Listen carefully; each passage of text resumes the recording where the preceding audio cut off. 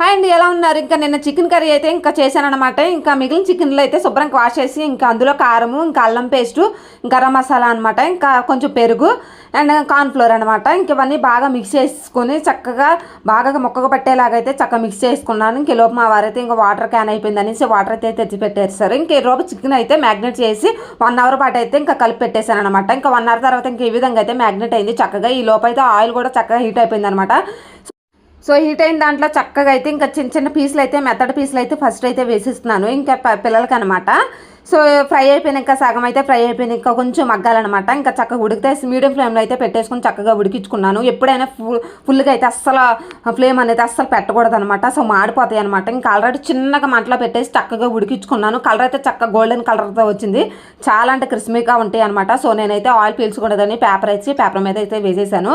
So okay friends, ఈ video కానీ నచ్చితే లైక్ చేయండి. మరి చికెన్ ఫ్రై ఎలా ఉందో కామెంట్ చేయండి.